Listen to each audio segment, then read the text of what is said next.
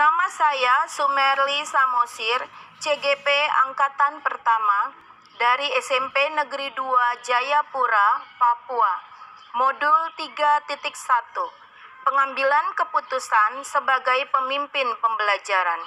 Pembelajaran 7, Koneksi Antar Materi. Pertanyaan pertama, bagaimana pandangan Ki Hajar Dewantara dengan filosofi Pratap Triloka dan pengaruhnya terhadap sebuah pengambilan keputusan sebagai seorang pemimpin pembelajaran? Pratap Triloka adalah sebuah konsep pendidikan yang digagas oleh Ki Hajar Dewantara selaku pendiri Organisasi Pergerakan Nasional Indonesia, yaitu Taman Siswa. Terdapat 3 unsur penting dan terkenal dalam Pratap Triloka, yaitu pertama, Ingarsa Suntulodo yang di depan memberi teladan. Kedua, Imadya Mangunkarso yang di tengah membangun kemauan atau memberi motivasi. 3, Tuturi Handayani dari belakang memberi dukungan. Guru yang menerapkan 3 unsur ini menjadi bagian dalam dirinya sebagai pemimpin pembelajaran, maka dalam pengambilan keputusan yang dilakukan akan mengambil keputusan yang berpusat kepada murid, menuntun murid untuk menumbuh kembangkan potensi yang ada pada dirinya, dan akhirnya diharapkan berkembang menjadi murid yang memiliki karakter yang baik.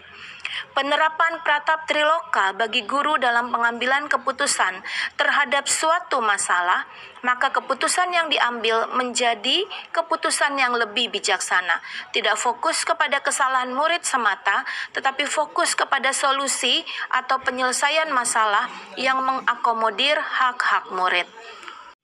Pertanyaan kedua, bagaimana nilai-nilai yang tertanam dalam diri kita berpengaruh kepada prinsip-prinsip yang kita ambil dalam pengambilan suatu keputusan? Seseorang yang memiliki agama menjadikan agamanya sebagai pedoman untuk berpikir, mengajarkan kebaikan.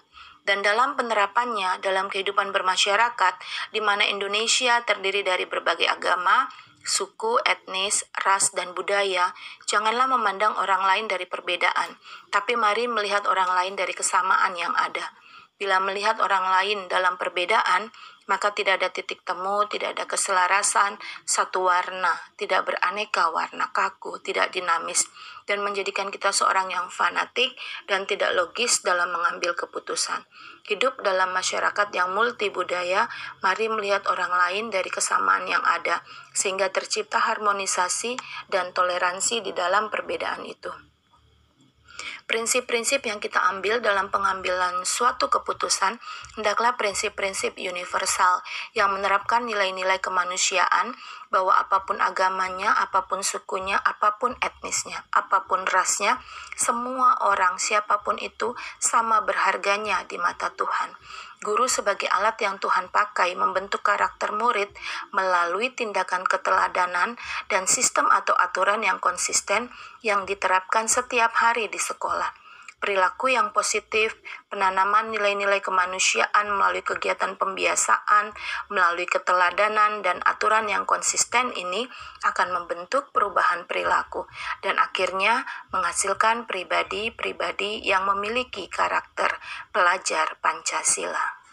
Pertanyaan ketiga, bagaimana kegiatan terbimbing yang kita lakukan pada materi pengambilan keputusan berkaitan dengan kegiatan coaching atau bimbingan yang diberikan pendamping atau fasilitator dalam perjalanan proses pembelajaran kita, terutama dalam pengujian pengambilan keputusan yang telah kita ambil. Apakah pengambilan keputusan tersebut telah efektif? Masihkah ada pertanyaan-pertanyaan dalam diri kita atas pengambilan keputusan tersebut? Hal-hal ini tentunya sebelumnya. Kegiatan ini harus terus dilatih agar terbiasa dan menjadi lebih efektif.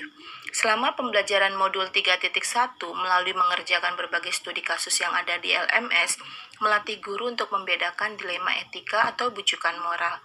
Presentasi studi kasus yang terjadi di sekolah masing-masing, di mana kelompok yang lain memberikan tanggapan dan memberikan penilaian terhadap presentasi kelompok lain, sangatlah membantu guru untuk lebih memahami penerapan 4 paradigma dilema etika, 3 prinsip pengambilan keputusan, dan 9 langkah pengambilan dan pengujian keputusan.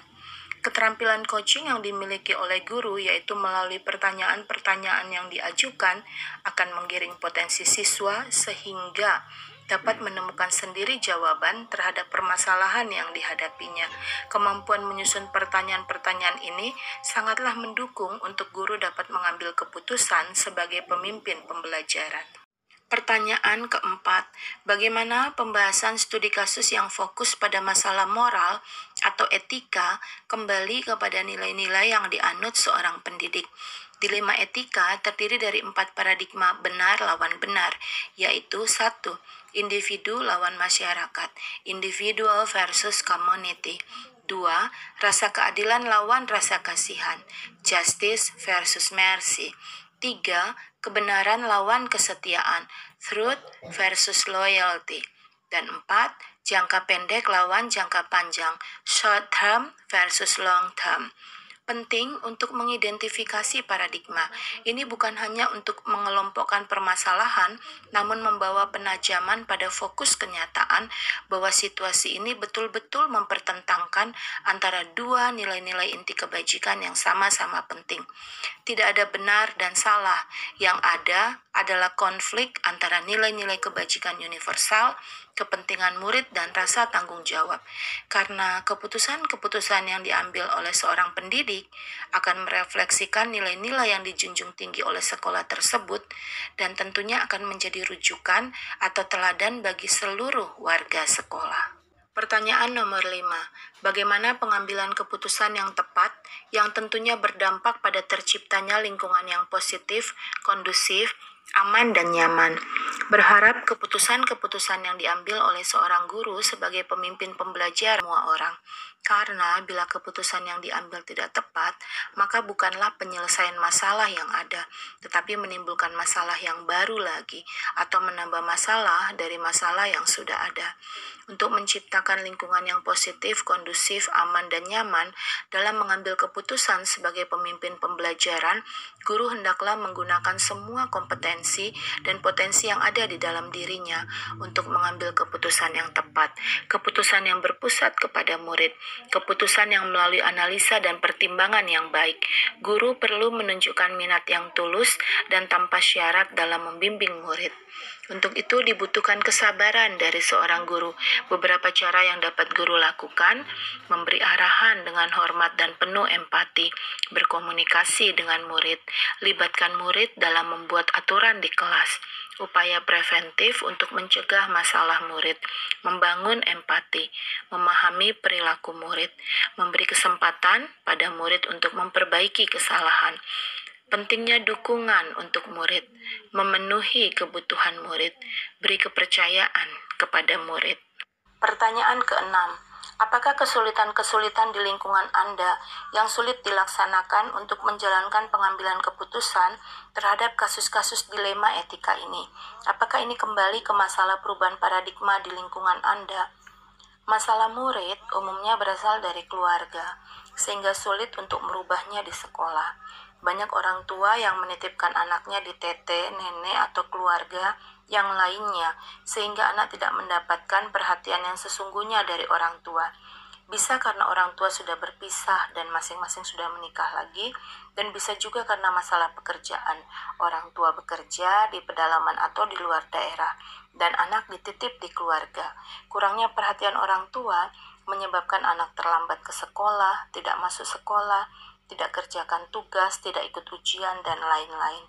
Kasus lain, misalnya siswa yang tinggal kelas, apabila pindah ke kota lain atau sekolah lain, maka dapat naik kelas. Hal ini terjadi di sekolah-sekolah di Jayapura. Pertanyaan ke-7, dan pada akhirnya, apakah pengaruh pengambilan keputusan yang kita ambil ini dengan pengajaran yang memerdekakan murid-murid kita?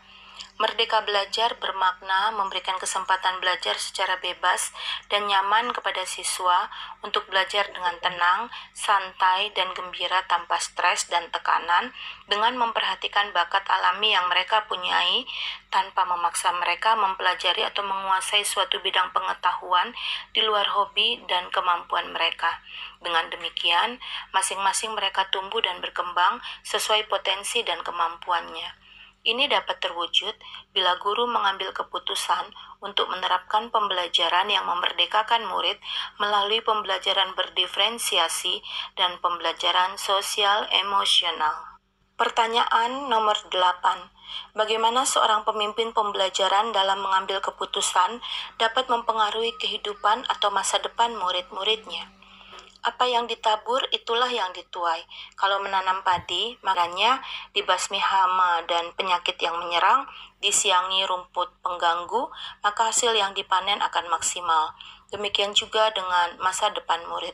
Bila guru sebagai pemimpin pembelajaran mengambil keputusan untuk mengajar dengan sebaik mungkin, memberi teladan yang baik, dengan tulus memberi semangat dan motivasi, serta selalu memberi dukungan dan dorongan untuk maju, maka pribadi dan karakter siswa terbentuk ke arah yang baik, dan di masa depan, murid kita akan menjadi pekerja yang handal, yang jujur, dan memberi teladan yang baik.